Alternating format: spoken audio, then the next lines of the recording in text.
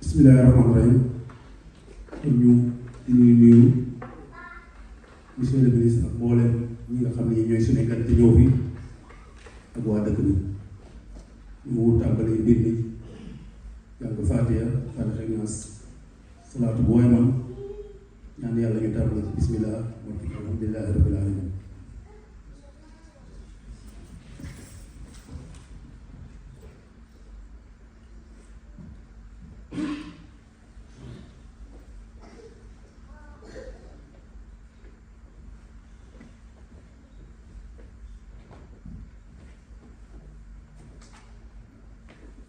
ربنا تقبل منا انك انت السميع العليم وتب علينا انك انت التواب الرحيم ربنا اتنا في الدنيا حسنه وفي الاخره حسنه وقنا عذاب النار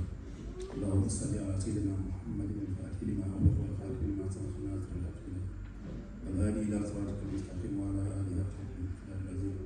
صلاه تسمى على الله وتسكن وتكون لنا بها وليا ونصيرا انت ولينا ومولانا محمد سبحان ربك رب العزه عما يصفون والسلام على المرسلين والحمد لله رب العالمين.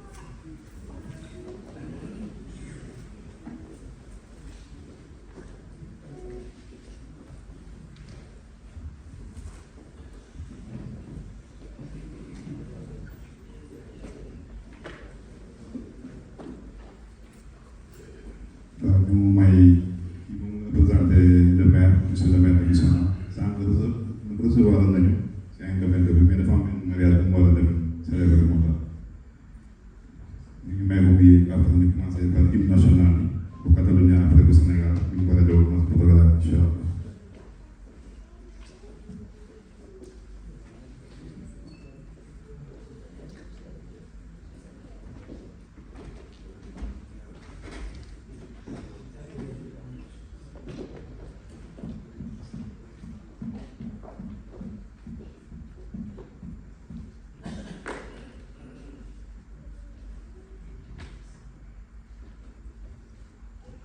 Ahora vamos a empezar con los himnos de Cataluña, después de Senegal, y después empezamos el acto. Nos ponemos de pies.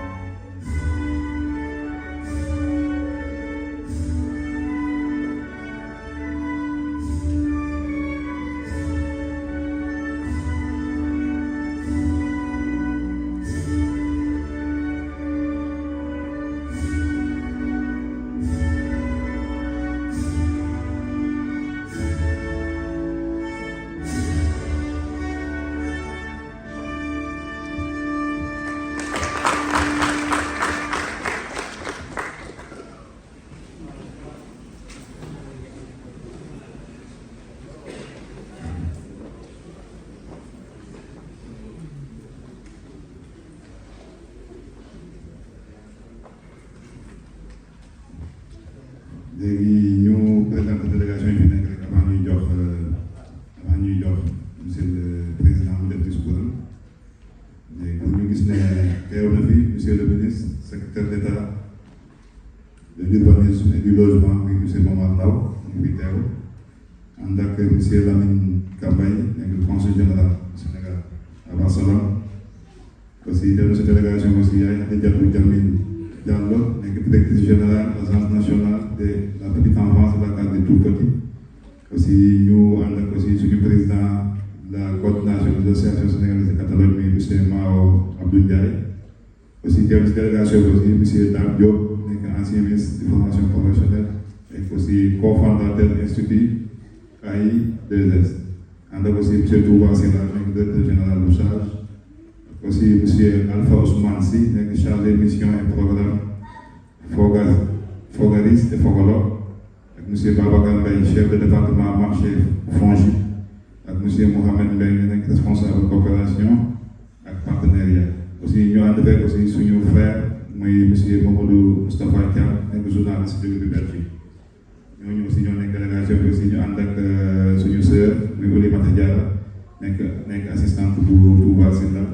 ak le vice l'ancien président de la CAS moom aussi mu fi teew muy monsieur Sam ak suñu doyen Idrissa Diallo ak aussi dëgg yëpp ñu ngi nuyu ñëpp ziar ñëpp di sama c'est la présentation de la gente que está aquí lo que estamos haciendo kii toog fii aussi moom mooy Noria moom moo représenté fii alcalde bi alcalde dafa am benn boolaa bu mu def ahora vamos a empezar con los actos. Primero damos la palabra al presidente, M. Sam Navarro.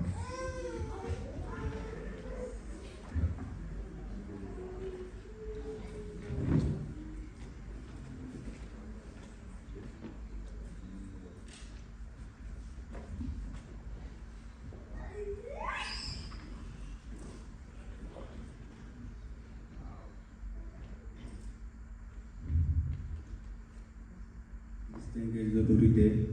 chers compatriotes et amis, c'est avec un immense plaisir que je vous accueille en ma qualité de président de l'Union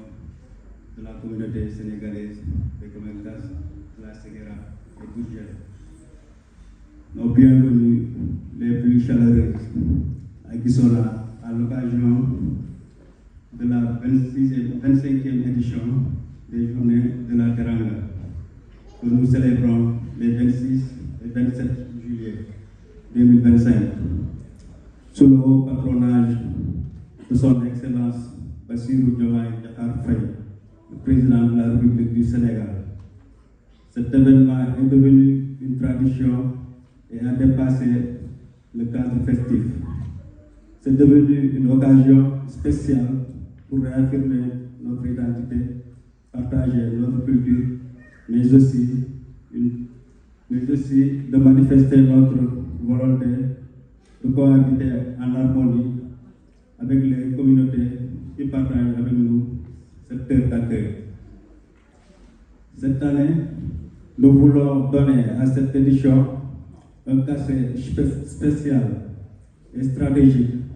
en situant au cœur de nos échanges le thème place, rôle et attente de la diaspora dans le référentiel Sénégal 2050. À travers ce thème, nous voulons réfléchir sur les leviers que la diaspora doit activer pour apporter sa pierre dans la construction d'un Sénégal prospère, inclusif et durable. Notre ambition collective est claire: contribuer à un Sénégal nouveau et orienté vers le futur avec des projets concrets, des alliances solidaires et partagées. Nous voulons exprimer nos sincères remerciements aux autorités locales, en particulier M. le maire, pour son soutien constant, son engagement pour la diversité, sa contribution pour l'intégration et l'épanouissement de notre communauté. Nos remerciements vont aussi à la coopération alimentaire du Soudan, dont l'appui a été fondamental pour le développement et l'intégration de notre communauté. Sa collaboration est une illustration concrète de solidarité et de responsabilité sociale partagée. Aussi, aux autorités sénégalaises qui nous accompagnent et dont la présence à nos côtés honore cette rencontre et renforce les liens entre la nation et sa diaspora. Nous profitons de l'événement pour célébrer aussi avec fierté la 4e édition de Sen Excellencia,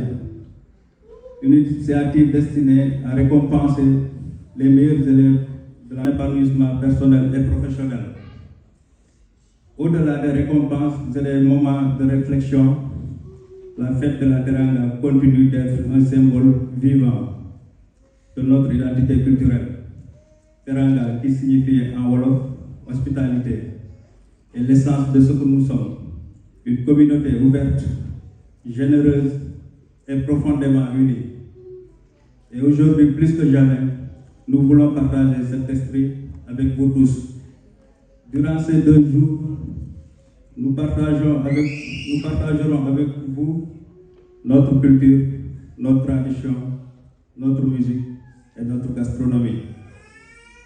Je vais terminer mon discours en réaffirmant la disponibilité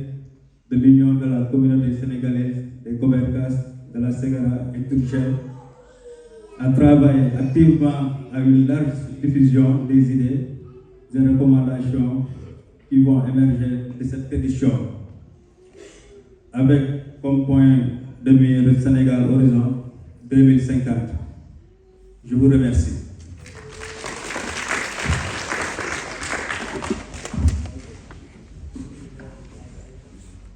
Muchísimas gracias, presidente. Buenos días a todos y a todas, distinguidas autoridades, queridos invitados, estimados compatriotas, amigas y amigos. Acabamos de escuchar en francés el discurso de nuestro presidente, el señor Isaac Traoré, que ha dado la bienvenida oficial a esta 25ª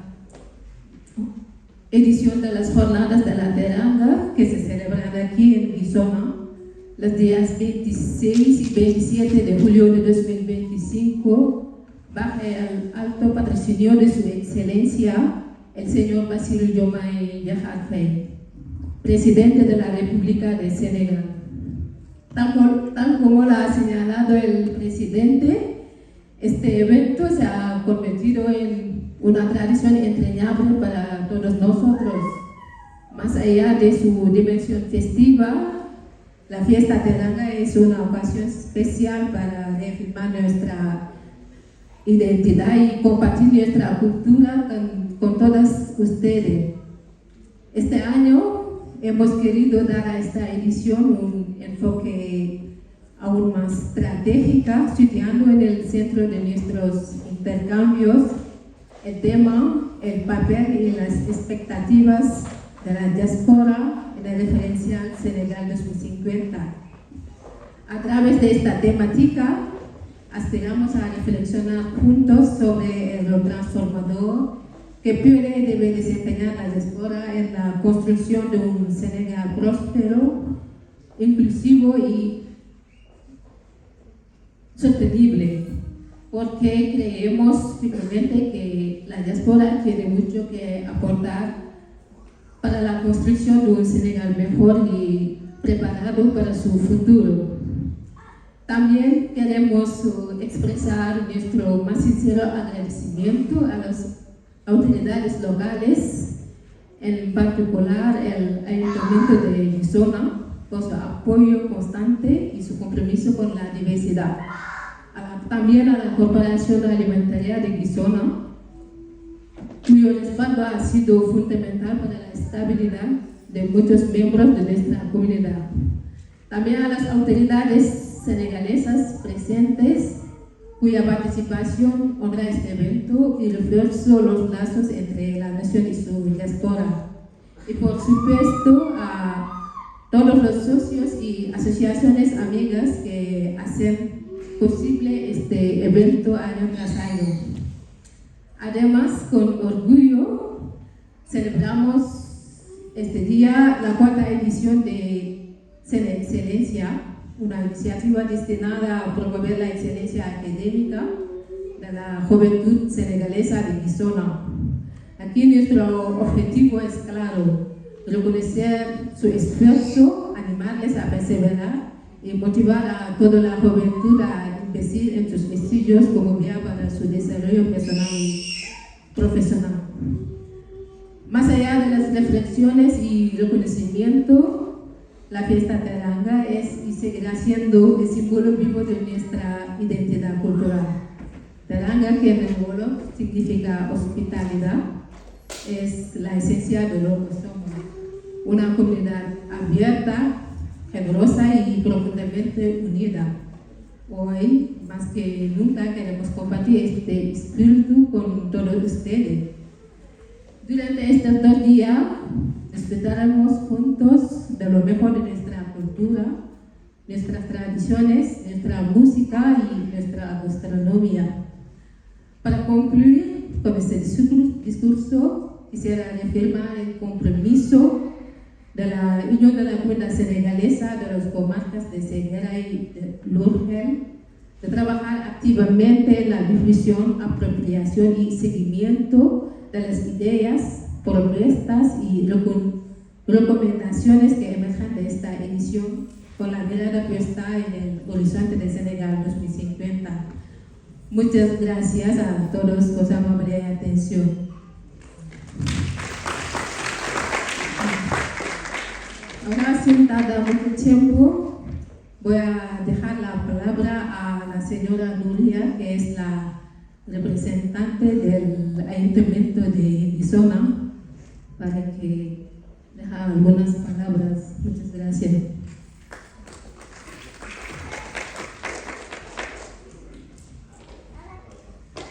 Bé, benvingudes i benvinguts. És per mi un gran honor, com a representant de l'Ajuntament de Guissona, adreçar-vos aquestes paraules en una jornada tan especial com és la Festa de la Teranga. Permeteu-me començar donant una càlida benvinguda als convidats d'honor que avui ens acompanyen i que ens omplen d'orgull amb la seva presència. El senyor Mohamed Tal Andao, ministre i secretari d'Estat d'Urbanisme i Habitatge de les autoritats locals de desenvolupament regional, el senyor Lamine K. Mbaye, cònsol general del Senegal a Barcelona, la senyora Yaye Kadiatou Diamil Diallo, que és la directora general de l'Agència Nacional per a la Primera Infància i el Centre per a la Infància, el senyor Dame Diop, exministre de Formació Professional, Ocupació, Artesania i cofundador de l'Institut Interí de Formació i Integració, i el senyor Touba Sila, director general de Gestió d'Empreses, Desenvolupament i Integració i també cofundador de l'IFE 2I. Gràcies per visitar el nostre municipi. Guissona és terra d'acollida i vosaltres avui en sou testimonis i protagonistes. La Festa de la Teranga, que significa hospitalitat, el Wolof, no podria tenir millor escenari que Guissona, un poble que ha crescut gràcies a la convivència, la diversitat i la voluntat de compartir. La comunitat senegalesa, amb el seu compromís, la seva cultura i la seva energia, forma part indestriable d'aquesta realitat. Avui volem reconèixer públicament aquesta contribució. La comunitat senegalesa és la tercera més nombrosa al nostre municipi, just després de les comunitats de Romania i Ucraïna. Però més enllà de la xifra, el que realment importa és el paper actiu i positiu que juga dia rere dia a la vida social, econòmica i cultural del poble. És una comunitat present, participativa i compromesa, i un exemple d'això és la vostra implicació en la taula de cohesió, on treballeu colze en colze amb les altres comunitats d'origen divers per construir un Guissona més inclusiu, més just i més unit. Des de l'Ajuntament sempre hem defensat que la integració no és només una qüestió de drets i deures, sinó sobretot una qüestió de reconeixement mutu, de respecte i de trobada. I actes com els d'avui en són una expressió viva. La música, la gastronomia, els rituals, la llengua, les danses i els valors del Senegal enriqueixen el nostre teixit comú i ens apropen a les persones. Vull felicitar totes les persones i entitats que han fet possible aquesta festa i molt especialment a les famílies senegaleses de Guissona, que ens han ensenyat el veritable significat de la teranga, acollir amb cor, compartir amb generositat i celebrar la vida junts. En nom del poble de Guissona us desitjo una gran jornada plena de retrobaments, emocions i orgull d'origen. Moltes gràcies, Gerege, visca la teranga.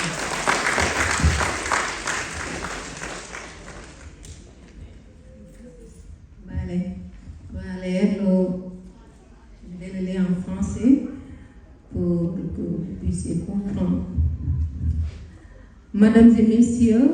c'est pour moi un grand honneur et en tant que représentant de la mairie de Guissona de vous adresser ces mots à l'occasion de la fête de la Teranga, une journée de célébration, de rencontre et de reconnaissance. Permettez-moi avant tout de souhaiter la bienvenue à nos autorités d'honneur, dont la présence aujourd'hui nous remplit de fierté. Monsieur Mohamed Talandaou, ministre secrétaire d'État à l'urbanisme et à l'habitat du Sénégal, de l'urbanisme, des collectivités territoriales et du développement régional. Monsieur Lemine Kambaye, consul général du Sénégal à Barcelone, Madame Yaï Khadijatou Djamil Diallo, directrice générale de l'Agence nationale de la petite enfance et du Centre de la petite enfance. Monsieur Dame Diop, ancien ministre de la formation professionnelle, de l'emploi et de l'artisan, et cofondateur de l'Institut intérimaire de formation et d'ingénierie. Monsieur Touba Silla, directeur général de la gestion de l'entreprise, de développement et de l'intégration SAGE et cofondateur de l'IFTI. Merci infiniment pour votre visite à Bisono. Notre commune est une terre d'accueil et vous en êtes aujourd'hui les témoins privilégiés. La fête de la Teranga, qui signifie hospitalité en Wolof, trouve tout son sens ici à Bisono, une ville construite grâce à la diversité, la solidarité et la volonté de vivre ensemble. La communauté sénégalaise en est un pilier essentiel. Aujourd'hui, nous voulons rendre hommage à cette communauté qui est la troisième plus nombreuse à Bisono, après celle de Roumanie et d'Ukraine. Mais au-delà des chiffres, ce qui compte vraiment, c'est votre implication quotidienne dans la vie sociale, culturelle et associative de notre ville. C'est une communauté active, engagée, qui participe avec enthousiasme à la construction d'un avenir commun, et nous voulons souligner en particulier votre contribution à la table de cohésion, un espace de dialogue et de coopération entre toutes les communautés de Bisono. Pour nous, à la mairie, l'intégration n'est pas seulement une question de droit et de devoir, c'est avant tout une question de respect, de reconnaissance mutuelle, de relations humaines, et cette fête est la plus belle illustration. La musique, les saveurs, les traditions, les langues et les valeurs du Sénégal enrichissent notre territoire,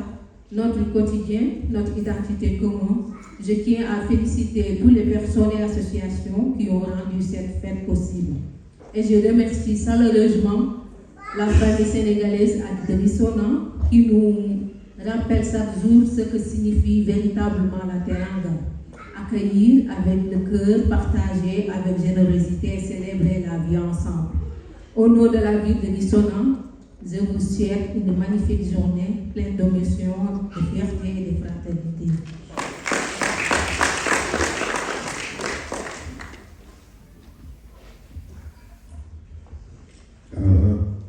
léegi ñu jox parole bi monsieur Mawa Ndiaye moom mooy président de la coordination des associations sénégalaises de Catalogne moom aussi mu def kii te pour rappeler programme bi rek bu président Mawa pare dinañ jox monsieur le consul moom aussi mu def nuyoo nuyu njabootam mu fekk pour moom bu pare ñu jox monsieur le ministre si moom mu ubbi mu nuyoo aussi ubbi jotaay bi te bu loolu pare nag après dooru si waxtaan bi si conférence yi ki njëkk a def conférence après mooy monsieur Moustapha Thiam moom après incha allah dañuy wax thème bi nga xam ne moom la waxtaan bi le temps que ñu terminer discours rek après incha allah bu discours yi jeexee rek dañu attaqué automatiquement incha allah si conférence monsieur le président. Bonjour, monsieur le ministre, excellence, consul général du Sénégal, madame la représentante de la mairie de Bisono. Permettez-moi de féliciter d'abord dans cette intervention que je ferai d'abord en français, ensuite je passerai en catalan et en wolof. Permettez-moi de féliciter la communauté sénégalaise de Bisono qui organise avec une certaine régularité sa fête. On est à la 26e. En général, quand les associations et les communautés organisent leurs fêtes dans leur ville catalane, on dit souvent que c'est une façon de réaffirmer sa double appartenance. Son appartenance au Sénégal, donc c'est un moment de réaffirmation, de reconsidération, mais aussi de ressourcement que nous ferons ensemble, et c'est nécessaire quand on est dans le monde de la diaspora.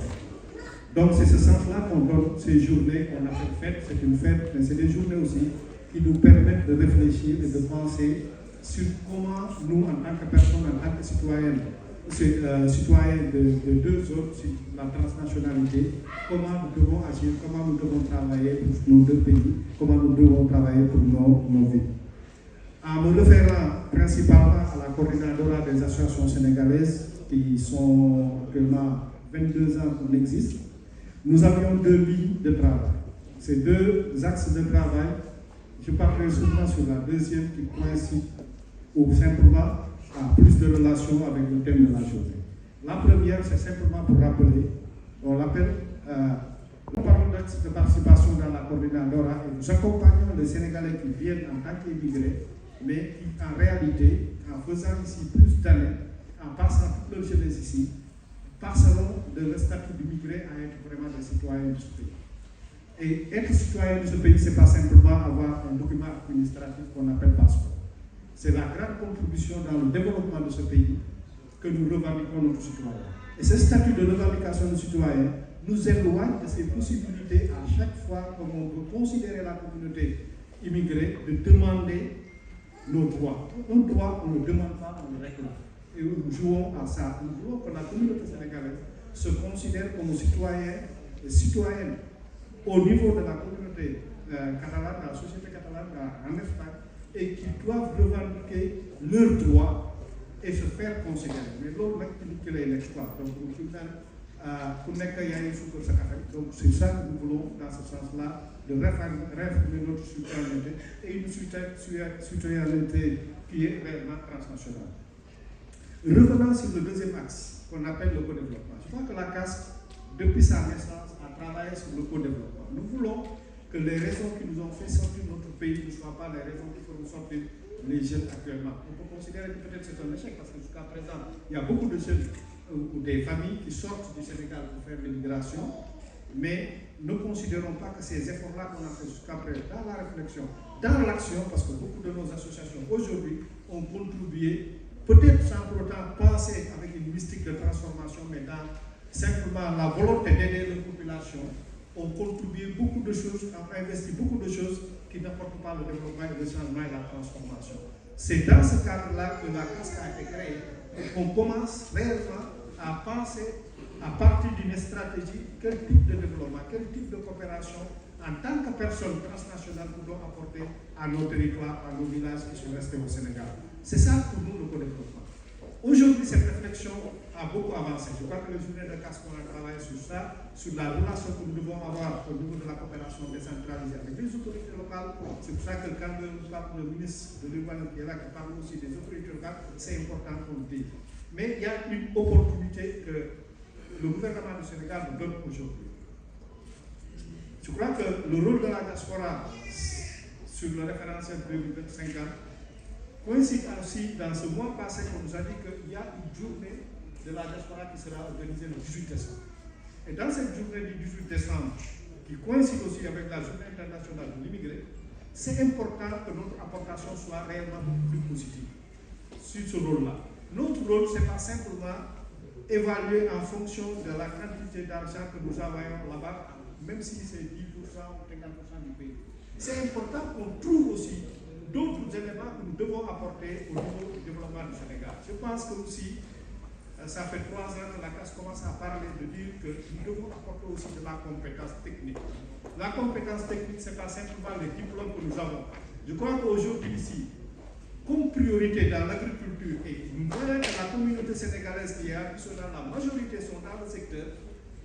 ils ont acquis, parce que ça fait plus de 20 ans, 30 ans pour certains qui travaillent dans ce secteur-là. C'est aujourd'hui le moment, ceux qui vont à la retraite, ceux qui ne vont pas à la retraite, de commencer à partager ces connaissances avec les populations sénégalaises sur la gestion de l'agriculture, sur les rendements que vous avez appris ici, et vous n'avez pas le diplôme universitaire que vous voulez. Je crois que l'autre, c'est super important. Et c'est ça que nous devons faire des propositions concrètes, comment nous mettrons en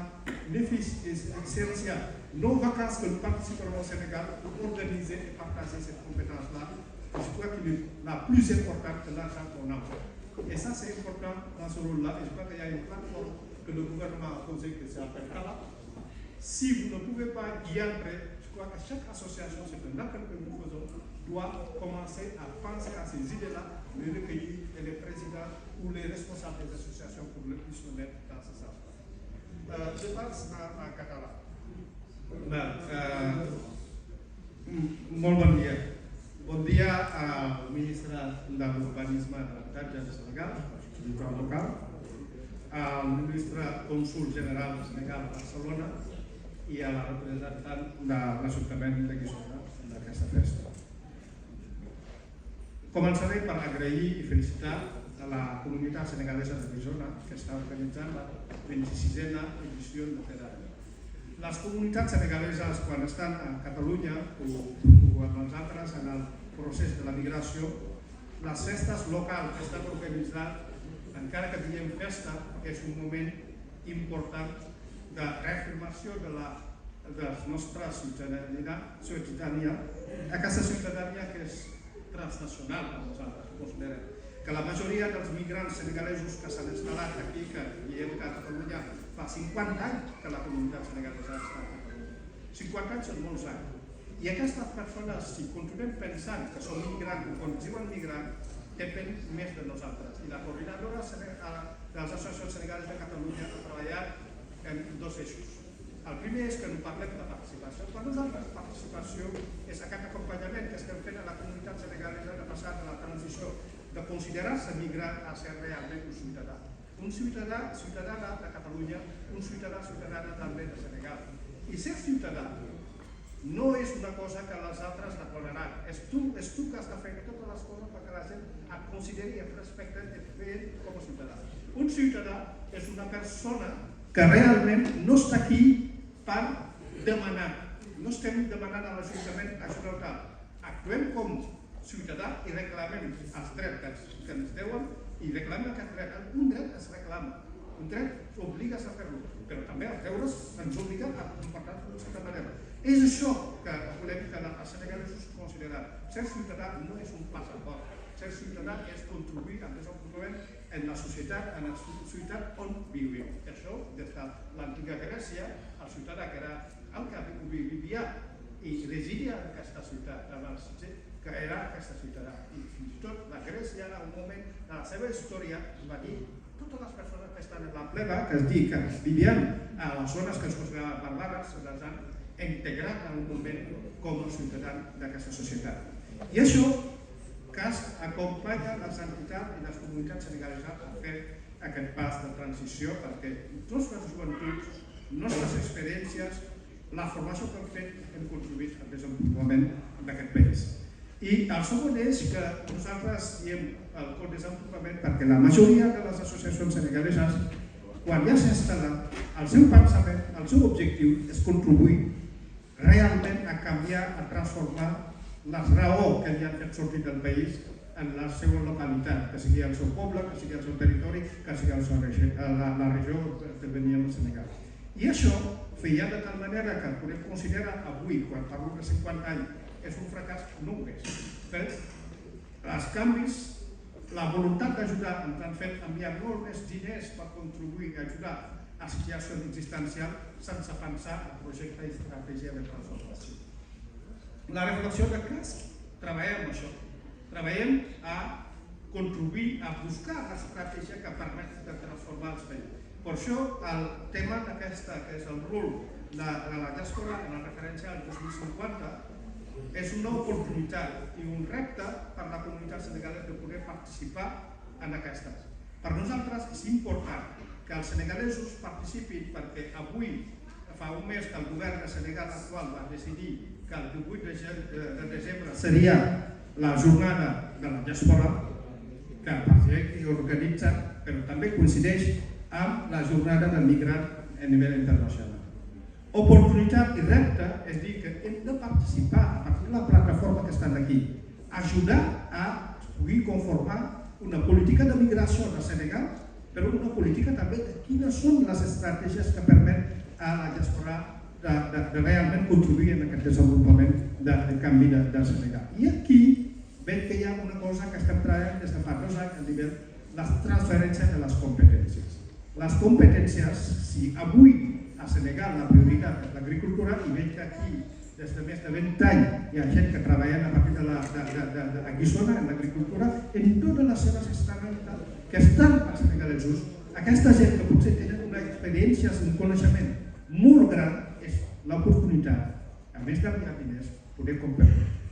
compartir amb les poblacions senegaleses que estan allà en l'agricultura tota l'experiència, el coneixement que tenim per fer. És l'única manera també de transformar, que tenim l'oportunitat de conèixer dos models i aquesta model podeu escollir la via que ens sembla més eficient per a preservar. Moltes gràcies per escoltar-me. No sé si cal la part d'envelope o no.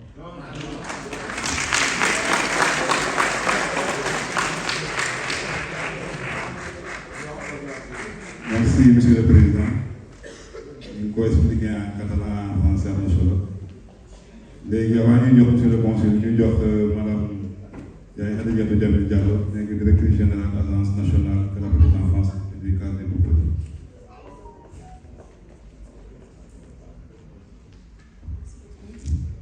Salam alaikum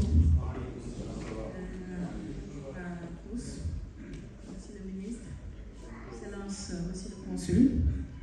tout protocole respecté, Mesdames et Messieurs, chers membres de l'assistance, Assalamu alaikum wa rahmatullah. C'est pour moi un immense plaisir et un honneur de prendre la parole aujourd'hui ici à Guissona, au cœur d'une communauté vivante et unie. Je remercie chaleureusement Monsieur le maire ainsi que les autorités locales et partenaires pour l'accueil bienveillant qui nous a été réservé. Permettez-moi aussi de saluer la communauté sénégalaise ici présente, que je félicite pour sa dignité, son engagement et sa contribution positive à la vie sociale et économique de cette ville. Vous êtes loin de chez vous, mais vous êtes ambassadeurs silencieux des valeurs de notre pays. La paix, la solidarité, le respect et la résilience. Aujourd'hui, nous allons aborder des thèmes fondamentaux, des sujets d'avenir, des sujets de responsabilité, des sujets de transmission.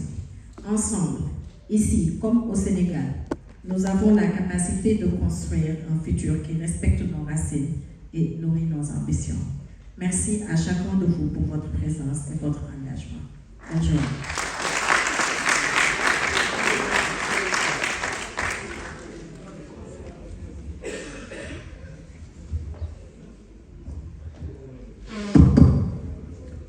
Ahora pasamos la palabra al señor Cónsul General del Sénégal a Barcelone, el señor Lamine Cambay. Y jox kàddu gi suñu Consul Général, Monsieur Lamine Cambay, moom aussi mu def nuyoo si njabootam. Merci beaucoup, Monsieur le maître de cérémonie. Permettez-moi un peu de briser le protocole pour m'exprimer en wolof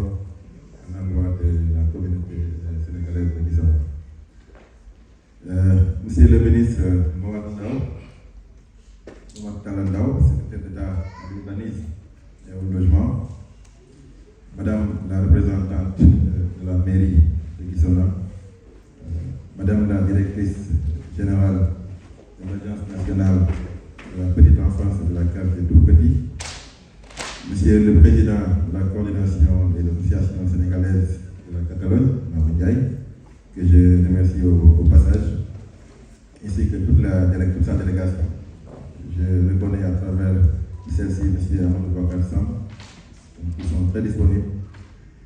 M. Dame Diop, ancien ministre, M. Touba Sida, cofondateur, président directeur général de la SAGE, la délégation du FONGIP, donc tout protocole observé, maa ngi nuyu ñëpp di sant ñëpp di ziar ñëpp di wax aussi mbégte bi ñu am jot suñu invitation également yu ñu adressé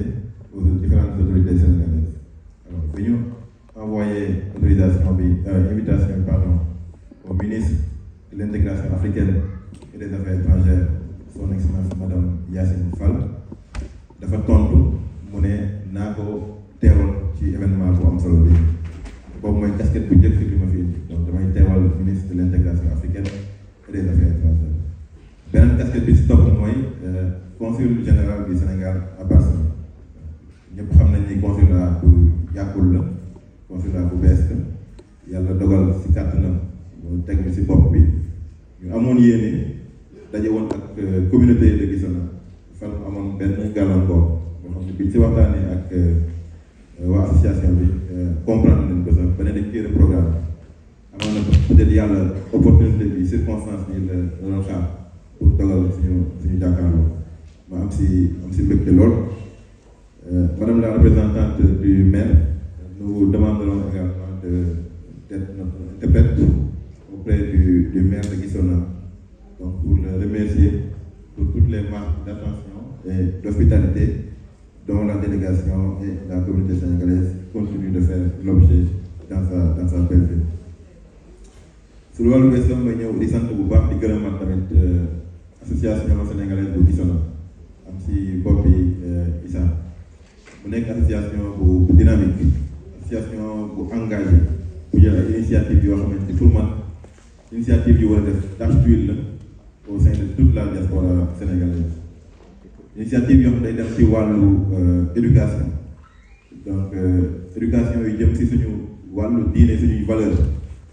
yoo xam ne ancrage à nos valeurs day woote muy jàngale alxuraan ci suñu doom yi mu nekk lu am solo surtout boo nekk bitim réew ñëpp xam nañu c'est pas évident temps bi du ko permettre parfois aussi même moyens humains yi parfois du ko permettre mais malgré cela association yi mi ngi xaar tànk duwee pour dox si ay jéego yu am solo si wàllu éducation ba tey comme ni ñu ko gisee si programme bi ñu jox am na beneen initiative bu ñuy jël boo xam ne am na ñeneen ñu koy jël si wàllu communauté bi aussi fii ñu ko fi def muy wàllu seen excellence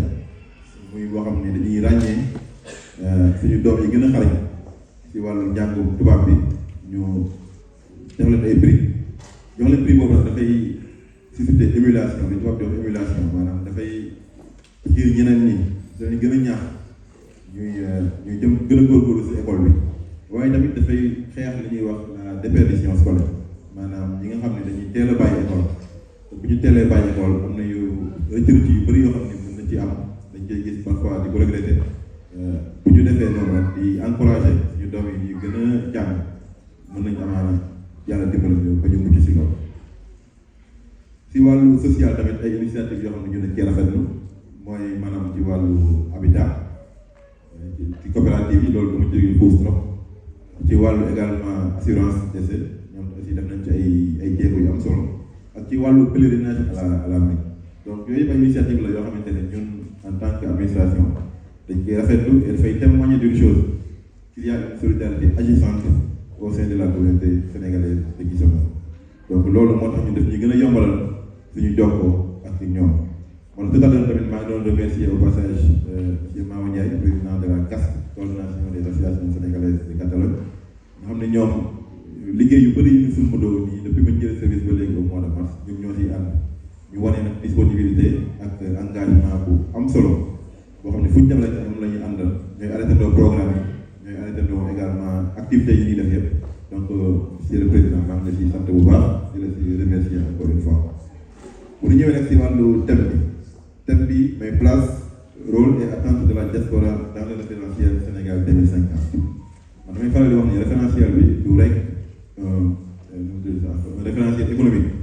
mais c'est aussi un modèle de société boo xam ne c'est une nouvelle impulsion bu autorité yi jox économie bu Sénégal donc bu diaspora demee tey ba siy réfléchir pour xool naka la ñu mën a contribuer ak lan lañ ko mën a accompagner pour que moom mu participer à la mise en œuvre de ce projet de société donc je pense qu'on ne peut que s'en réjouir donc la pertinence du thème du ma si ñëw xam naa ne xam-xam baa ngi fi expertise bi ak expérience bi ñu ngi fi lii maa wax sànq lu am solo la donc transfert de compétences yéen a jàngee fii naka lañ koy mettre en œuvre Sénégal man dama siy yokk sax transfert de technologie parce que sooy xool fii am na ñu bëri ñoo xam ne si wàllu machine yi liggéey si wàllu jumtukaay yu xarañ yi donc yooyu ñoom li ñu xam fii amaana bu ñu koy yóbbu suñu réew je pense que loolu tam dina nekk yokkute bu am solo ci wàllu développement donc thème boobu noonu dafa du fekk nag aussi état bi tam jël ay engagement yu am solo pour accompagner la diaspora sénégalaise bokk na ci effort yi ak initiative yooyu lu ñuy wax ay instruments de levée de fonds yu si mel ni ay diaspora bond c'est des initiatives yoo xamante ni on peut mettre ça dans le panier xam ne diaspora bi aussi mën na si participer comme les Mao wax, c'est bien de construire des maisons, c'est bien d'avoir des projets à petite échelle, mais aussi c'est encore mieux ñu envisager ko à une plus grande échelle maanaam même participer à la gestion macroéconomique xam ni loolu wàllu développement économique dëkk bi diaspora bi am na ci part bu am solo mu si mën a participer xam naa ni panel yi ñëw dina leen pousse bu baax a baax ci thème yooyu noonu. Beneen initiative aussi bu am solo mooy banque de la diaspora bi nga xam ni c'est en perspective, c'est en vue banque boobu incha allah bu taxawee donc levier la bu am solo boo xam ni diaspora bi dina si mën a indi contribution yooyu aussi amaana panel yi dinañ si dellu si. Initiative bu mujj nag bi nga xam ni ñu ngi ko annoncé notamment communiqué conseil des ministres bu 16 juillet bi passé maa xuus na ko sànq mooy journée nationale de la diaspora xam dañ koy célébrer le 17 décembre de chaque année donc 17 décembre de chaque année symbole bi bëri na donc jaruñu siy ñëwaat xam nañ ni temps bi xaw nañu tënk mais am nañ yaakaar ni programme bi ñu soumettre thématique yi ñuy abordé ay thématiques yu am solo la yoo xam ni dañu permettre ñu am vraiment réflexion amaana sax anticiper si journée nationale de la diaspora yooyu donc maa ngi rafetlu bu baax jotaay bi encore une fois et pour conclure di wax ne consulat général bi mi ngi engagé wu taxawal ci auprès de nos compatriotes pour accompagner leen en termes de tout ce qui est assistance et démarche consulaire ci wàllu këyit ci wàllu orientation donc lépp lu ñu soxla rek mën na rapproché aussi président bi ci association bi bureau bi bu ko defee ñu mettre leen en relation ak consulat bi incha allah lépp lu ci mën ñu def ko maa ngi sant ñëpp di gërëm ñëpp jërë ngeen jëf.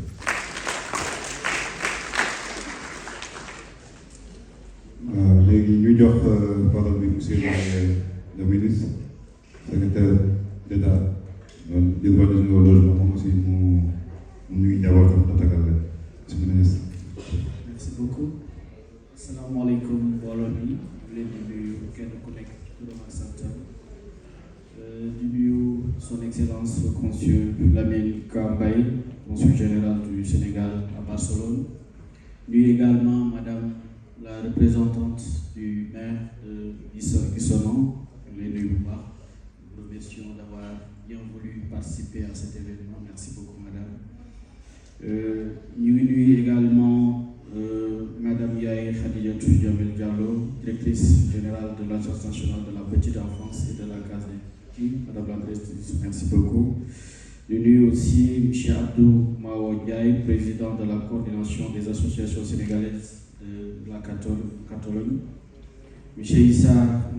Traoré, président de l'Union de la communauté sénégalaise des Comarques, Segra, Urgel, les nuyu bu baax. Je nuyu M. Dame Diop, cofondateur de l'Institut intérimaire de formation et de l'intégration. Bonjour M. Diop. Je nuyu également M. Touba Silla, nga xam ne déjà gisee nañu par rapport ak liggéey bi nga xam ne mu koy def mooy directeur général de la société de développement et de gestion, cofondateur de l'Institut intérimaire de formation et d'intégration. Je nuyu aussi également Alpha Ousmane Alensi, chargé de mission et de programme au niveau de Fogalis et de Fogalo. Je nuyu également M. Babacar Baye, chef de département marché de Fongi. Je nuyu ñëpp kilifa yi nga xam ne ñoo fi teew fii ci ndaje mi am solo mag ñi gis nañ ñëpp bi ñu ñëwee fii dafa mel ni dañu ñëw fekk si ñu nga xam ne ñoom ay mbokk lañ parce que sénégalais fu mu nekk rek foo ko fekk rek sa mbokk la. donc ñëw bi ñu ñëw fii dañ ci am mbégte mu rëy dañu ñëw ci tur le président de la République Bassirou Diomaye Diakhar Faye ñëw aussi ci tur le premier ministre monsieur Ousmane Sonko fekk si leen seen bés bi nga xam ne muy 25e journée bi nga xam ne yéen ko tournée journée de la Teranga mu doon lu am solo ndaxte Sénégal fu mu nekk rek dafay seetlu teranga bi nga xam ne moom la xam moo nekk ci culture moo nekk ci aadaam ak cosaanam loolu boo leen ci wooye boo boñ ci maanaam bu ngeen ñu wooyee ci bis bu mel nii dañu am cawarte pour ñu fekkee ko bokk ko ak yéen doon loolu li nga xam ne bokk nañ ko ci programme bi nga xam ne wàllu logement ak seen logement seen coopérative seen ko ak ministère bi nga xam ne moo yor urbanisme collectivité territoriale et aménagement des territoires ñu ñu dénk ñu lépp lu nga xam ne mooy urbanisme ak lépp lu logement ñu ci liggéey ñu fekk ngeen am liggéey yu am solo yu nga xam ne yéen a koy def loolu rek doy na ñëw tax ñu ñëw fekk si leen waxtaan ak yéen ñaaxaat leen aussi ci li nga xam ne rôle bi ngeen di jouer à la fois fii ngeen nekk ak aussi Sénégal ak place bi nga xam ne aussi am ngeen ko ci programme yi nga xam ne moom le président de la République tënk moom tax ngeen jël thème bi xool yéen seen rôle ak seen place ci Assemblée nationale de transformation pour xamal leen rek ne le président de la République dafa am yaakaar ci diaspora yaakaar bu mat sëkk ndaxte bokk na ci jéego yu mu njëkk a def mooy def ab plateforme ñu tuddee ko tabax li tax mu def ko mooy fexe ba nga xam ne diaspora bi expertise bi nga xam ne am nañ ko xam-xam bi ñu am mais aussi ay projet ay idée ñu mën ko di ko séddoo ak sénégalais yi président aussi mën ci jot bépp expertise ak fu mu mëntu nekk réew mi def ko soxla le président bi wax na ko léegi de coordination bi ne doonul ne xëj na yónnee xaalis lañu leen soxla Sénégal du loolu dañu leen soxla seen expertise dañu leen soxla ci des projets de développement am des projets de développement nga xam ne ëllëg dina tax ëllëg seen retraite ak aussi seen njaboot ak contribution bi nga xam ne mën ngeen ko def ci réew mi ndaxte même sur le financement du développement sur le financement de nos programmes diaspora bi suñu organisé woo ñu sukkandiku ci ñoom dafa doon potentiel bi nga xam ne mën na apporter beaucoup au Sénégal au développement du Sénégal tey ñuy wax jafe-jafe ci wàllu financement mais potentiel bi nga xam ne diaspora am na ko mën na contribuer grandement au financement du développement et des différents projets loolu la ñi nga xam ne ñoom lañ dénk réew mi xam le président de la République moo tax muy def ay jéego pour que naka la ñuy gën a organiser la diaspora naka la ñuy gën a may leen ay opportunité ñu mën a participer ci li nga xam ne moom la ñuy tabaxee Sénégal loolu journée bi nga xam ne mooy journée de la diaspora journée nga xam ne tënk nañ ko le président de la République accepté na ko ñu war ko def le 17 décembre bokk na ci initiative yi nga xam ne pour jëmmal célébrer même l' excellence bi nga xam ne war nañ ko def parce que tey jii yéen a ngi célébrer suba ay excellence yu nga ay xale yoo xam ne ràññee leen ci jàng bi noonu aussi la ñu war a célébrer ay sénégalais yu nga xam ne ràññee leen ci diaspora modèle lañu ñu ngi def lu am solo loolu ñaax la bu nga xam ne dañ koy def ñëpp xam ne vous êtes des ambassadeurs da ngeen représenter Sénégal da ngeen représenter Sénégal nag dafa wane ne lépp lu ngeen di def mu baax ak mu bañ a baax dañuy xool ne kii Sénégalais la moo tax lépp lu waaye def rek na xam ne li muy def doon moom kenn mais dafa am image bu nga xam ne moom lay véhiculer dafa am ñu nga xam ne ñu ngi koy xool bu ñu koy xool bu ñu ko xool ne Ibrahima la tudd mais dañ koy xool ne Sénégalais la donc jëf bi bu ñu ko gisee automatiquement dañuy xool jëf bi méngale ko ne Sénégal ni li mel moo tax loolu aussi xam na ne xam ngeen ko mais dañ leen ñaax rek xam ne vous êtes des ambassadeurs dañuy représenter vos pays et fii ci gisoon naa li ñu fi dégg ak li ñu fi gis vous êtes des modèles yu nga xam ne dañ koy encourager solidarité bi nga xam ne mu ngi seen biir dafay jëmmal Sénégal dafay tax Sénégal ñu gën ko naw ci àdduna bi ñi nga xam ne rek ñoo fi nekk parce que dafa am génération boo xam ne xëj na moo samp lii mu yëg si mu yëg si ñi nga xam ne ñooy ndaw nekk si ñëw fekk si leen si nañu fexe ba nga xam ne li mag ñi samp ñu fexe ba téye ko ñaari loxo rafetal ko loolu am na solo gis nañ yéen a ngi ci mais na ngeen continuer liggéey boobu na ngeen continuer solidarité boobu loolu mooy tax développement bi ñu soxla ak image bi ñu xam ne moom lañ soxla ak projet yi nga xam ne moom ngeen tënk mu mën a mucc ay donc fii ci kàttal daal loolu lañ bëgg a wax dinañ am yeneen kàddu yi nga xam ne dinañ ko yëkkati ci panel bi mais daal li ci am solo mooy fàttali leen ne réew mi dañ leen yaakaar le président de la République daf leen bàyyi xel bu baax a baax préparé ci lépp lu ñuy def ci politique publique mu fexe ba nga xam ne la diaspora am ci place bu mag sëkk loolu dañ koy féddali di ko fàttali ngeen xam ne Sénégal duñ leen fàtte dañ leen di bàyyi xel parce que vous représentez beaucoup pour le Sénégal combat yu bari yu am Sénégal ñi ko jiite yéen ci ngeen bokk lépp lu ñuy def Sénégal seen loxo mu ngi fi donc vous êtes des appuis yu nga xam ne saa suñu amee occasion dañ ko war a célébrer di leen sant di leen gërëm wasalaamaaleykum wa rahmatullah.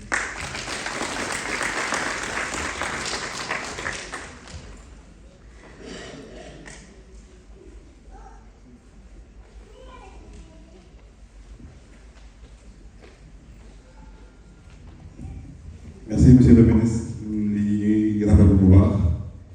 naa doole bi métti na mais nag ñu continuer kii bi rek continuer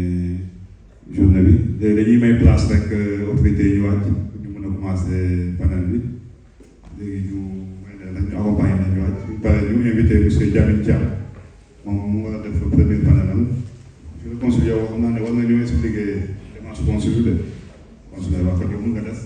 nga des waaw ñu may place monsieur le ministre président ngeen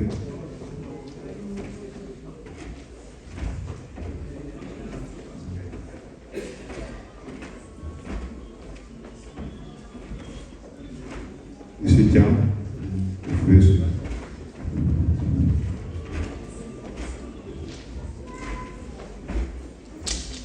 léegi avant monsieur Thiam di kii ñu jox léegi monsieur le consul général Sénégal Abass Ndao aussi moo expliqué leen consulat bi démarche yeeg ak nga xam ne si moom lay doxee monsieur le consul.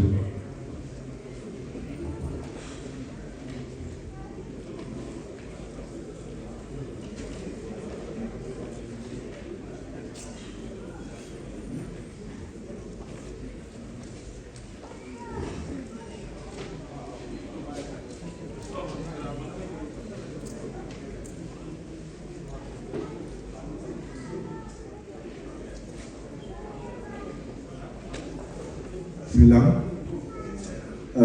salaamaaleykum maa ngi am mbégte jëlaat parole ci autorisation maître de cérémonie bi pour wax échanger comme ni ma ko waxee woon sànq waa jëlbeen wax mooy amoon naa yéene janoo bi am bu yàgg mën nañ échanger comme ni ñu ko defee ak yeneen gox yu bari dem nañ ci ay villes yu bari daje communauté sénégalaise bi bii nag daf ñuy permettre ñu def une pierre deux coups maanaam ñoo participer à ces événements là mais en marche jàkkaarloo ak Sénégal yi waxtaan ak ñoom ku si am ay laaj yooyu yëkkati bu ko temps permettre ñu waxtaan ci indi ay leeral également si yan offre de service moo am au niveau du consulat général. Consulat général comme consulat général yëpp mën nañu wax ne bi nekk Barcelone mi ngi def pour le moment en tout cas lépp lu consulat général di def ba mu des ñaar rek la ñu defagul te am nañ ci yaakaar ñaar yooyu nag xam naa ne yu am solo la ci communauté sénégalaise surtout ku voyage si lu yàggul dara loolu dinañ ko sotti en tout cas ñu ngi ciy dox ñu ngi koy lijjanti te autorités yi heureusement am nañ sensibilité ci question boobu noonu am nañ information bi xam nañ demande bi mu toll parce que li ñu gën a jox idée bu gën a précise ci demande bi mooy lu yàggul dara maanaam weeru juillet bi ñu nekk du 1er ba 15 juillet 2025 am nañu benn mission d'enrôlement au passeport fi ñëwoon jóge ministère de l'intérieur Dakar ñëw pour sillonner toute la circonscription parce que circonscription bi fii mi ngi couvrir su weesoo Catalogne mi ngi couvrir fu ñuy wax Aragon couvrir Valencia couvrir également îles Baléares su ma nee îles Baléares nag ñu ngi déglu Ibiza Mallorca ak Menorca donc ñun loolu la ñuy couvrir si kii bi si consulat général bi alors li mission passeport bi ñëwee nag li ma ko waxee permettre nañ ñu xam fii ñaata nit ñoo soxla passeport même suñ ko xamul de façon exacte mais en tout cas de façon plus approximative xam nañ ne demande bi moom elle est très forte parce que si 15 jours yi enrôlé nañ 2611 compatriotes ñoo xam ni am nañ besoin de passeport te ñi nu bàyyi moo ëpp fuuf donc ñi nga xam ne jot ñu leen enrôlé moo ëpp fuuf 2611 yooyu nga xam ni jël nañ leen si durant ces jours boobu donc jot nañ def 15 villes yoo xam ne mi ngi ci circonscription bi fu Sénégalais nekk ñu fekk ko fa jël li ñu si mën jël si enrôlé parce que tamit benn contrainte la ñu woon mooy temps bi dafa xawoon gàtt tuuti et la demande était très forte mais alhamdulilah donc comme ni ma ko waxee 2611 compatriotes jot na leen enrôlé te am nañ yaakaar ni ministère de l'intérieur mi ngi liggéey si loolu d'ailleurs pour que passeport yi ñu mën si jot le plus rapidement possible alors maintenant pour ñëw si yan service par exemple consulat général bi di offrir bokk na si Sénégalais yi nga xam ni dañoo nekk fii ci Espagne seen am fi doom am fi njaboot am xale yu fi juddoo ñooñu dañuy ñëw ci consulat général bi indi maanaam seen këyit bi leen espagnol bi jox mooy acte de naissance bi soit mu nekk bu mairie bi wala même bu hôpital bi bu ñuy ànd ak papier bi nga xam ni day wane ni papam wala yaayam sénégalais la wala sénégalaise à partir de ce moment ñu defal ko lu ñuy wax transcription mooy lan mooy dañuy jël këyitu espagnol bi in extenso ni mu mel jël ko sotti ko ci registre état civil bu Sénégal pour permettre xale boobu mu mën a am su màggee carte d'identité wala passeport et si tàng-tàng bi ñu jox ko extrait de naissance donc xale boobu déjà am na këyitu juddu Sénégal benn problème rek dañuy jànkoonteloo parfois fii ci Espagne ci expérience bi ci jotaam mooy ñi nga xam ni par exemple seen papa nekkuñu fi parce que loi bi mooy xaw a tënk foofu daf lay wax ne il faut ñu am autorisation parentale légalisée bu fekkee nekk fi wala ba pare papa ji teew su fekkee papa ji mu ngi fi parfois nag c'est une condition qui n'est pas toujours réunie moo tax yu si ëpp yu si bëri parfois day am gàllankoor si côté boobu su weesoo état civil boobu noonu bu koy judd bi dañuy aussi di koy def si mariage su amee sénégalais yoo xam ne dañoo marié wu fii bu ñëwee soit mën nañ ko célébrer foofu si consulat général bi comme mën nañ ko constater transcrire ko jël maanaam extrait de mariage bu Espagne bi sotti ko si registre d'acte de mariage bu Sénégal pour que aussi mariage boobu état du Sénégal gouvernement du Sénégal au regard de la réglementation pertinente mën ko reconnaître noonu lañ koy defee tamit si wàllu mardi d'Italie ku génn àdduna su nit wàññee ko donc day ñëw ñu defal ko benn certificat de décès certificat de décès boobu mooy permettre ñu xam ne diw nekkoon na fii wàññeeku na maintenant toutes les implications juridiques yi ci topp maanaam affaire succession yooyu yëpp après maintenant c'est à partir de ce moment là lay mën a déclencher parce que tubaab comme nañu wax rek tubaab moom këyit la xam te donc këyit boobu su fekkee si wàllu bitim réew la nekk fii si circonscription bu Barcelone mën na ñëw si consulat général bi ñu defal ko foofu su fekkee tamit mbokk la boo xam ne dafa nekkoon fii mandat mu wàññeeku ñu bëggoon yóbbu néew yi Sénégal boobu tamit mën na ñëw ñu defal ko lu ñuy wax laissez-passer mortuaire permettre que corps bi ñu yóbbu ko Sénégal suul ko foofu suivant les rites de notre pays donc loolu tamit am aspect bu am importance la si wàllu bi ñuy liggéey beneen wàll bi ñuy liggéey mooy si wàllu sauf-conduit mooy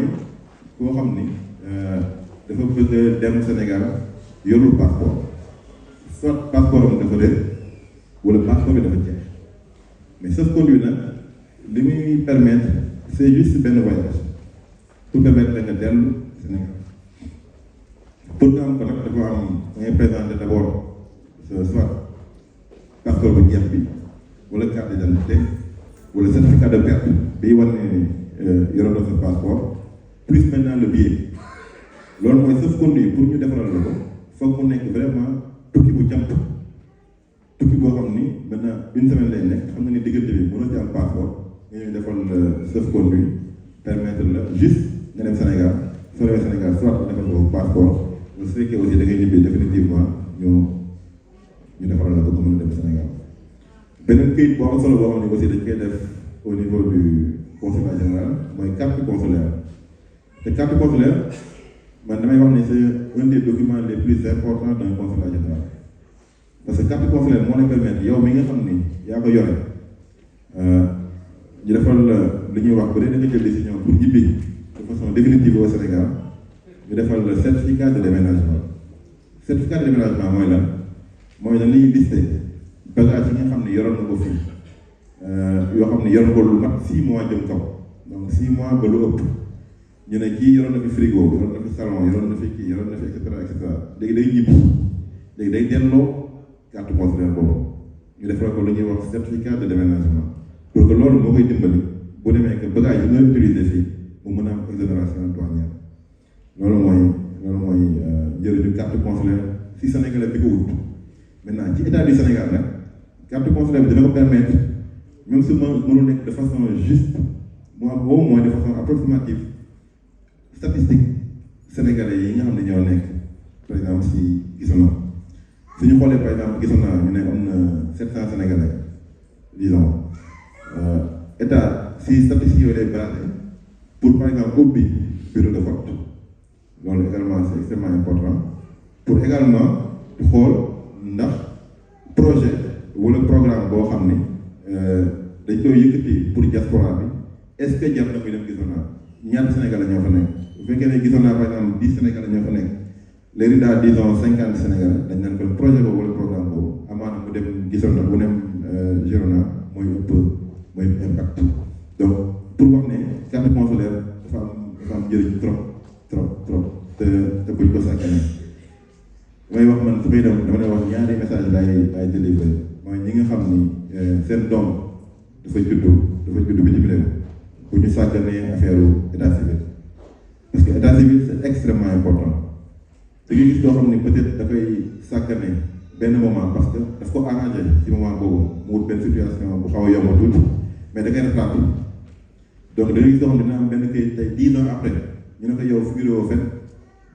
xool nañu fi nekkoo fa xool nañu fi nekkoo fa donc xale yi pour ñu bañ a dund situation yooyu noonu nañ leen ko teel a utal këyit nga xam ne bu ñu tollee si ut yenn documents yi du ñu am benn jafe-jafe tey damay joxe benn exemple soo gisee xale boo xam ne par exemple dafa war a am passeport il faut ñu immatriculer ko foog mu am lu ñuy wax numéro d'identification nationale te loolu pour li koy permettre mu am ko mooy d'abord ñu transcrire bu ñu ko transcrire mu am extrait de naissance donc loolu processus boobu foofu lay démarrer donc ku nekk bitim réew nga am fa tout temps defal tout ba transcrire sa doom te transcription amul app bokkul ak déclaration mën nañ la au bout d'un certain temps juge bi moo lay autorisé pour ñu déclarer et cetera mais transcription képp ku judd bitim réew nga dem ba am 20 ans 25 ans mën nga ñëw ñu déclarer donc amul date limite amul expiration amul dara. donc loolu message la boo xam ni maa ngi koy jàllale su weesoo maintenant prestation en termes de documents administratifs yooyu ñuy joxe am na yeneen services yoo xam ne dañ koy offrir maanaam assistance ñu nekk en situation de détresse mais maanaam ñi nga xam ne dañoo nekk si caabi di leen féete ginnaaw bu kaa yooyu amee dafa am nag benn sew-sew bu ndaw bu si nekk mooy li xew suñu mbokk yu bëri bu ñu amee jafe-jafe ak yoon du ñu bëgg mu siiw. dañuy bëgg def ko di sutura ba yàlla di leen libéré moo tax parfois dañuy dégg ñu ne administration bi am na ñaata sénégalais yu nekk prison tel benn consulat demu fa benn ambassade demu fa loolu critique bu ñuy dégg lu bëri la mais ambassade bi même sañ naa lu mu am volonté lu mu am engagement mënul dem te prisonnier boobu autorité boobu ñëw donc prisonnier mooy wax ne dañ koy laaj ndax da nga bëgg ñu informer sa consulat wala da nga bëgg ñu informer sa ambassade mais ñu si bëri dañuy wax ñoom bëgguñu informer kenn nee na su loolu amee nag consulat bi ak ambassade bi mënul def benn démarche su waaj ne nag dafa bëgg ñu informer ambassade am wala consulat am à partir de ce moment là autorité dëkk boobu dañoo am obligation informer ambassade bi wala consulat bi pour mu apporter ko lu ñuy woowee la protection consulaire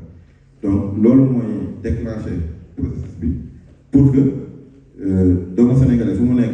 am jafe-jafe ak yoon consulat bi mën a dem seeti ko su weesoo loolu tamit mooy ñi nga xam ni par exemple dañu am jafe-jafe ci wàllu xel ci wàllu dëkkuwaay ak yooyu yëpp amul budget wala kii yoo xamante ni consulat bi mën na ko déployer mais consulat bi mën na faciliter dans les démarches donc dañuy jokkoo ak par exemple les autorités locales jokkoo ak ñi nga xam ne ñoom ñoo compétent ci domaine bi nga xam ne moo laaj assistance boobu noonu pour que suñu mbokk bi jafe-jafe yi mu nekk ñu mën ko si génne donc loolu mooy de façon générale prestation yi nga xam ni ñu ngi koy def ci consulat bi amaana mën na am yoo xam ne peut-être dina ñëwaat si biir laaj bi parce que yu si bëri am na ay ñoo xam ne ay jafe-jafe yoo xam ni nit ñi parfois ñu jànkuwanteel ko c'est l'occasion ku si am looy laaj ku si am loo bëgg ñu leeral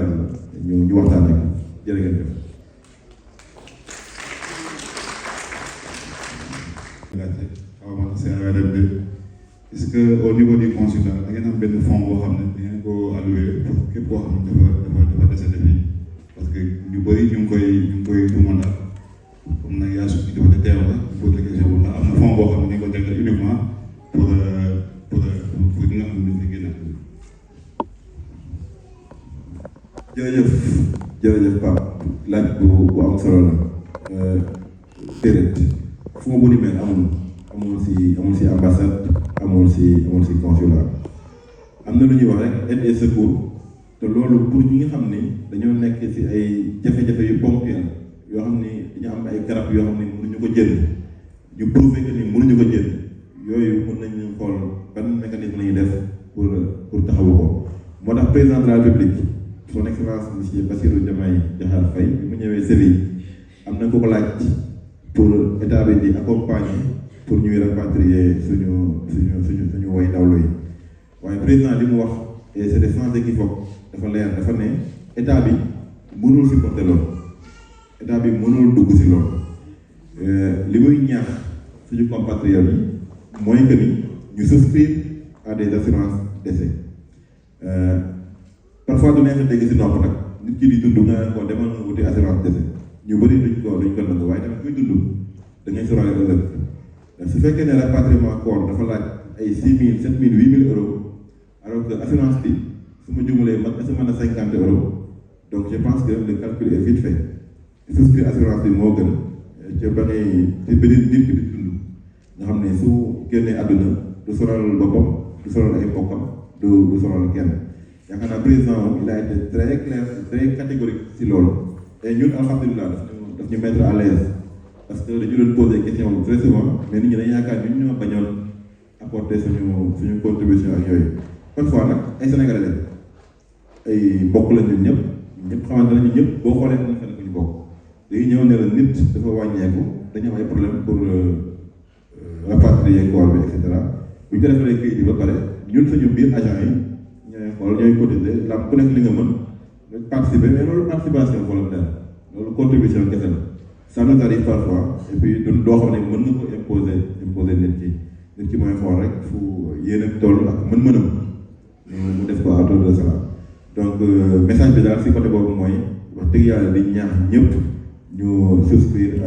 à une police d'assurance loolu dina yombal lu bëri. waaw léegi ñu permettre rek 2 questions comme ñu jël 2 questions rek dafa ñu mën a seulement 2 questions.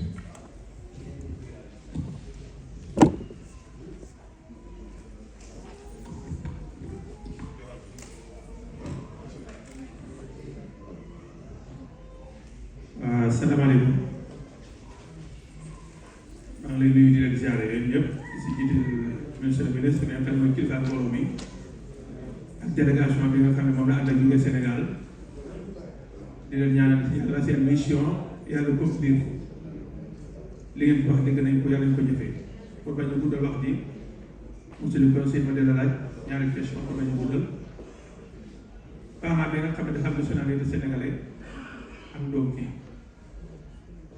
léegi bu xale bu xasee ba jub lañ ko jox fi mu nationalité de l'espagnol léegi entre Sénégal ak Espagne am na ndax am nañ maanaam ak double nationalité ndax Sénégal dana ko reconnaître mais réew mi moom nangu xale bi jub ñu defal ko nationalité espagnol ñoo foofu bëgg a def inscrire ndax day am accepté ou non. Deuxième question bi Sénégal bi jógee Sénégal ak nationalité Sénégal ñëw fii bëgg nationalité espagnol dañ ko xale bi da ngaa renoncé te nationalité sénégalais kooku boo ko accepté peut-être bu pare ndax dana mën a ñëwaat nekk sénégalais wala day continuer nekk national ñaari question bi daal di waaw léegi ba tontu ni ma ko comprendre rek après yow wax man noo ko gisee man de façon générale le principe mooy double nationalité moom c'est pas admis en droit sénégalais loolu mooy le principe donc nit ku am beneen nationalité normalement dafa war a choix de sa nationalité sénégalaise day choisir benn ça c'est le principe général maintenant beneen question bi mooy ndax ku ñu am këyitu seen espagnol bu ñëwee dinañ ko déclarer déedéet parce que boo ko déclarer yow doomu jàmbur nga déclaré parce que kooku doomu Espagne ñun ki ñu mën a déclarer mooy ki nga xam ni sénégalais la papa ji suy ñëw moo tax loolu aussi point d'attention la papa ji suy ñëw di déclarer doomam bu mu indi këyit boo xam ni dañ ko di defal nationalité espagnole parce que suñ ko defalee nationalité espagnole ñun duñu mën a déclarer doomu espagnol parce que kooku dañ koy considérer comme un citoyen espagnol donc papa yi dañuy fexe ba këyit bi leen di hôpital bi defal wala mairie bi fi ñuy def nationalité mu nekk nationalité sénégalaise parce que bu fa espagnol nekkee rek duñ ko mën a recevoir parce que kooku doomu Espagne administration espagnole donc moo ko mën a recevoir donc loolu mooy ci sew bi si nekk sa laaj bi permettre na ma apporter précision boobu noonu comme ndax tontu naa sa laaj wala am na lu des. si deuxième question bi mooy Sénégalais bu jógee Sénégal ñëw fii yàgg fi parce que boo fi amee 10 ans réew mi dañ la permettre pour nga mën a solliciter nationalité espagnole mais boo doole ba am na seen document ko ba faagee dañ la wax ne pour ñu accepter ko alpha maanaam si nationalité sénégalaise mais terewul yaa ngi si carte de Sénégal yaakaar naa ne xam ngeen ne defuñ ko pour bañ a doon sénégalais mais dañ ko bëgg pour faciliter. mais xam nga carte d'identité bi ça prouve pas la nationalité sénégalaise mais c'est une conséquence de la nationalité sénégalaise boo renoncé maintenant à ta nationalité sénégalaise normalement warut am benn këyit bu Sénégal muy passeport muy carte d'identité Sénégal su fekkee ne chaîne administrative yëpp mi ngi fonctionner c'est-à-dire justice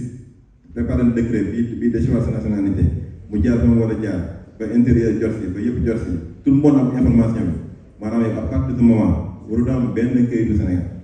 loolu mooy renoncer à ta nationalité xam naa nag du ñàkk nag ñoo xam ni dañuy am dañuy renoncer à la nationalité ba pare téye seen carte d'identité mais carte d'identité boobu du prouver seen nationalité c'est juste une conséquence mi mel ni rek tey nga am passeport dañuy gis benn bon du ma citer benn kii xeet mais dañuy gis benn xeet boo xam ni nit day nekk nit ku weex nekk Sénégal ba pare am passeport sénégalais te pourtant amul nationalité sénégalaise mais état bi rek mooy def dérogation jox ko passeport wala yooyu donc nationalité moom bés boo ko xasee ba ñàkk moom ñàkk nga lépp lu ànd ak nationalité boobu. waaw salaamaaleykum monsieur le conseiller ñu ngi lay nuyu sa tur ak sa sant waaw la benn laaj bi ñu doon laaj parce que dañoo déposé woon suñu doom fii la juddoo mais ñu utaloon ko extrait Madrid après ñu dem affaire étrangère bu Sénégal ñu defal ñu extrait pour mu déposé carte d'identité yi ne dama koy wax pour bu fekkee problème la ñu jéem see jóg ñu déposé carte d'identité après bi demee daaf dañoo ne numéro bi dafa am kenn koy def mu fii la juddoo ñu defal ko extrait bu Madrid ñoo xam affaire yooyu daal bu fekkee ne lu am la parce que man gëstu naa si gëstuwaat si ñu ne ma daal te bu ñu demee police parcelle dañ ko jox benn papier dama affaire étranger ñu jéem a xool ni ñuy régler affaire bi mais daal dañu ne numéro bi dafa am keneen koy affaire bi xam nga jàpp noonu gisee nañ la ko laaj ba xam daal voilà muy daal yeneen Sénégalais yi nga xam ne seen doom ñu ngi fii salaamaaleykum. waaleykum salaam wa rahmatulah laaj bi am na solo mënuma wax ne lu am la mënuma wax ne du lu am d'autant plus que xaw ma nu kaa bi demee mais li mën ci am rek mooy registre moom ak bu nekk benn registre mooy benn registre acte de naissance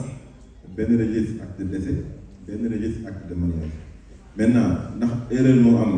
si bi ñuy attribuer numéro bi ñu jox ko ñaari nit mooy jox ko ñetti nit loolu nag boo ko teelee remarque jarul sax ñu bàyyi ba dem Dakar ma ngi dem si consulat général fi mu nekk nga signalé leen ko ñoom ñu jël les mesures rectificatives nécessaires donc parce que loolu su amee problème mooy ñaar nit moom lu ñu bokk numéro état civil foog mu am benn boo xam ne baaxul malheureusement mais loolu nag day am très souvent en tout cas Sénégal dafay am dañ koy dégg mais yooyu day fekk mu nekk ay déclaration arrangement yu nit ñi di def nit ki par exemple defal la benn këyit enregistré ko si benn registre nga soxla maintenant extrait pour dem uti ko ñu ne la extrait bi am moo tax man damay wax sax nit waajur bul toog diir bul toog 5 ans 6 ans utuloo extrait sa doom c'est-à-dire même soo ko soxlawul demal ut benn pour vérifier ndax est-ce que mi ngi si registre boobu ñu ko déclaré wala nekkul si registre boobu loolu daf lay tax ñuy anticiper si yu bëri mën nga sax si c'est pas trop dire chaque année nga dem uti extrait parce que parfois da nga gis par exemple surtout au niveau des mairies yi par exemple su fekkee da ngay gis équipe municipale bi dafay changer parfois nga gis registre yi yenn yi parfois archivage yi problème lay nekk donc da ngay ñëw di wut si benn numéro joxe ko ñu ne numéro bi keneen moo fa nekk loolu nag su fekkee ne da nga toog ba soxla kayit bi soo ko dee uti loolu mën na indi ay jafe-jafe moo tax man solution mooy préconiser si loolu rek mooy anticiper même soo soxlawul extrait de naissance demal toog ba ay benn diir nga dem uti extrait bi nga téye mu leeral ne yow extrait boobu saa yoo soxlaa di kam. man li ma si jaaxal xam nga lan la sama doom fi mu la juddoo ci dëkk bii ma toog li ma si jaaxal mooy Madrid dañ defaree extrait yi après dañ ma laajal police ma def benn ñu defal ma copie littéraire fële Madrid ma envoyé leen ko ñu ne ma daal numéro bi dafa am keneen ku ko yor dafa am keneen ko yor je crois bien li ngay expliqué man sama dégg-dégg bu fekkee Sénégal loolu war na si mën a touché mais fii Madrid fii en Europe man damay xaw a jaaxal trop quoi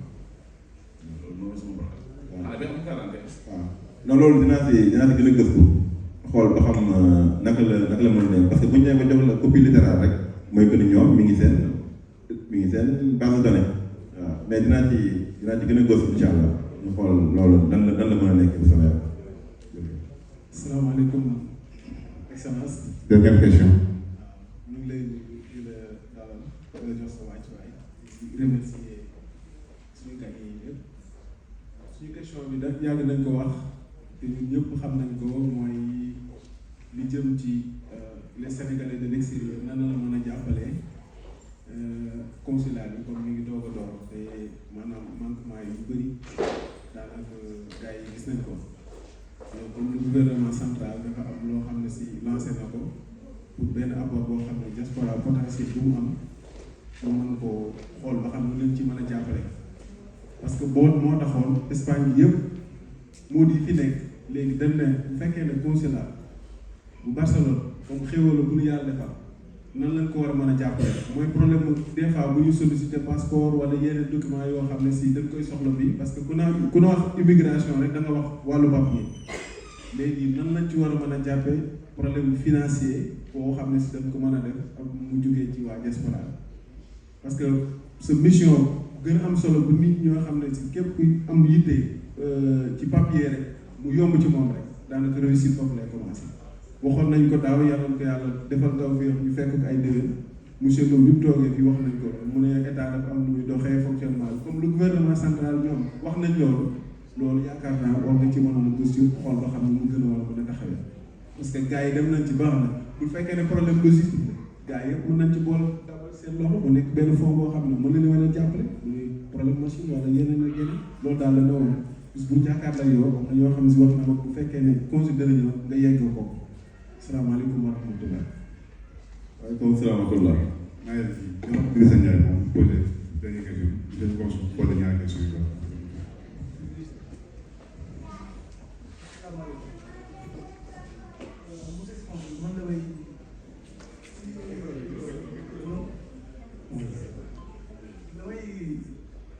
wax damay continuer daal et du moins am lu nga wax rek man nag bu ma dinaa wax ma ko wér parce que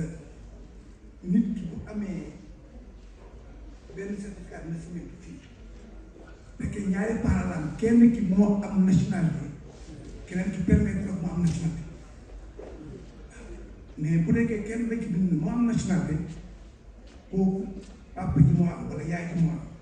beneen ki aneen ki amul kii Sénégalais bu amee nationalité permettre na xale bi am kii juddu waaw mais benn fekkoon ñaari lañu wax ne moo am nationalité boobu mun nga wax ne xale bi mun ko déclaré mais bu génnee kenn moo am nationalité permettre nañ xale bi mu déclaré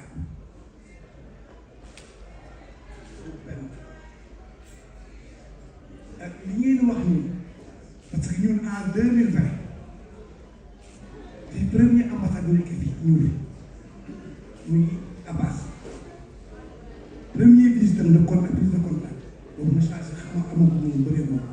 mu ne dama leen di conseillé nationalité yi ngeen di jël leen ko bu seen bopp réew mi ngeen di liggéey moo tax ngeen koy jël kuy ko si jox jël ko du tere yow si devoir Sénégalais bi te ko toppatoo di inscrire sa carte d'identité di ko def parce que Sénégal bàyyi doomam daal parce que condition yi ñu la laaj moo la permettre nga def ko mais yow boo renoncer nationalité sénégalaise waaw parce que da nga immigré ñu posé les questions boobu moo tax nga def ko waaw dañuy toujours dañu conserver seen papier si carte d'identité ak si passeport bañ naa dama wax loolu bi Covid bi ñëwee 2020 képp immigré bu nekk fi am nationalité te amoo sa carte d'identité amoo passeport boo demee ak boobu dugg dañ ne la dañ lay dugg si visa nga am mais képp ku ñëw am sa carte d'identité wala sa passeport sénégalais da ngay jàll même si à l'aéroport booy dem am ta nationalité bi génnee sa carte d'identité dañ lay bàyyi nga jàll loolu am na fi gère naa gis naa loolu damay contribuer mais diw ma xëy na diggante bi dafa changé loolu la amoon lu ma jëf da ngeen baal ma merci beaucoup merci doyen waaw man je pense que dañoo déggantewul ci réponse yi bi ci njëkk mooy man te musuma wax ne benn parent bi su nekkee Sénégal dama nekk su fekkente ne parents yi bu ñuy déclarer seen doom dañu éviter au niveau de la nationalité ñu def fa nationalité espagnole ci ñaari parents yi effectivement benn parent bu nekk benn parent rek mën na jox nationalité doom encore faut-il que mu prouver indi documents yi nga xam ne mooy soit carte d'identité wala passeport bu ñëwee ñu transférer ko beneen bi si topp mooy si affaire lan nga wax ni sax mooy affaire nationalité bi man si principe général bi laa xam naa muy répondre dama ne si principe général je reste sur le principe général bi mooy double nationalité moom c'est pas admis en droit Sénégal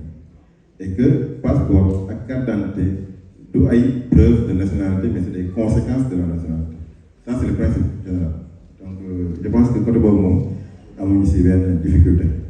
maintenant pour répondre à la question de en fait c'est plus une contribution pour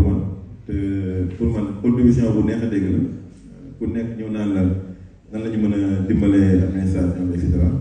mais man avant may wax ne lu réponse am lii la woon man loolu ma nekkoon sama bopp parce que état aussi dafa am ay procédures am ay règles am ay suñu koy wax ay rouages yooyu nag nekkul ne mën nga jël xaalis ak fu mu mënti jógee nekkul ne mën nga jël soutien ak fu mu mënti jógee même soutien buy ñëw dafa am fu mu war a jaar ñun consulat général administration la même su demee ba jël benn kii il faut mu jaar trésor public kese moo mën a jox xaalis consulat général parce que dafa am la ñuy wax unité de caisse nga xam ne ñëpp administration yëpp ak bu mu mënti doon état bi foofu lay jógee maintenant su état bi tegee ay mécanisme nag yoo xam ni diaspora bi mën nañ contribuer pour mu dem foofu après état bi redistribuer ko là moom dina possible mais de directement nii comme ça diaspora consulat loolu moom pour le moment amagul mécanisme boo xam ni mën na permettre loolu jërëjëf. Merci beaucoup monsieur le consul ñu accompagner ko mu wàcc dem noppalu ji le temps que ñu installer monsieur Thiam moom de contribution.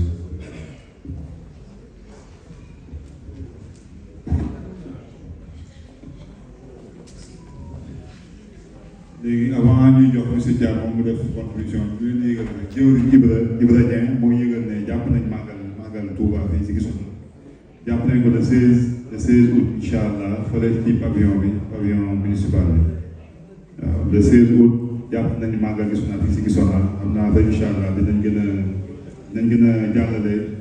information bi au niveau suñu groupe WhatsApp léegi nag ñu jox monsieur Moustapha Thiam Mamadou Moustapha Thiam nekk journaliste jóge ba Belgique moom aussi mu war ñoo waxtaan benn thème bu mu choisir muy nouveau pacte de confiance avec la diaspora pour co-construire le Sénégal de demain, l'appel de Guissona. Monsieur Diam, vous avez la parole. Merci, Pape. damay tàmbale rek wax ne am naa mbégte bu rëy teew fi tey nu ma ko mën a waxee fii ci Guissona que c'est pas la première fois ma teew fi teewoon naa fi aux éditions de 2015 et de 2016 donc nekkatuma fi gan damay tàmbali nag remercier le président de la communauté sénégalaise teew fi remercier mon ami Ba de rendre un hommage aussi à monsieur le ministre, madame la directrice Jamila, l'ancien ministre M. Dame Diop qui est là, une forte délégation de la FONGIP qui est aussi là, de remercier le président de la CAS, notamment M. Gaye, et aussi particulièrement l'ancien président de la CAS aussi M. Bokar Sam, avec qui je partage des plateaux partout en Europe sur les questions liées à la diaspora. Donc très rapidement, damay présenté wu. C'est vrai que Pape def na ko ba pare man maa ngi nekk Belgique depuis presque 20 ans. Je suis journaliste de formation accrédité au sein de l'Union européenne. Je suis également directeur de publication d'un groupe de presse que certains d'entre vous connaissent, Moto de Bitim Réew Presse Group, que j'ai créé il y a 12 ans. Pour l'OSO, je suis également un acteur associatif très engagé, diriger l'Observatoire des Sénégalais de la diaspora. Donc, mon nekk kuréel boo xam ne créé nañ ko en 2013 en Belgique pour accompagner les Sénégalais de la diaspora fépp fu ñu nekk ci àdduna bi, mais particulièrement ñi nga xam ne ñu ngi dans le Benelux. Benelux mooy Belgique, Luxembourg et Pays-Bas. Donc boobu ba léegi nag je crois que def nañu liggéey bu mucc ayib avec des résultats concluants. Donc looloo tax ñu osé choisir ce thème-là pour en parler, parce que pour ñun dañu am une conception de la diaspora. C'est vrai que doyen Ndiaye wax na ko léegi, mais suñu conception de la diaspora mooy une plus grande participation. Bon looloo tax li ñu def en Belgique, en tout cas avec l'observatoire, on est parvenu à être impliqué dans les stations de décision, notamment au niveau des ministères,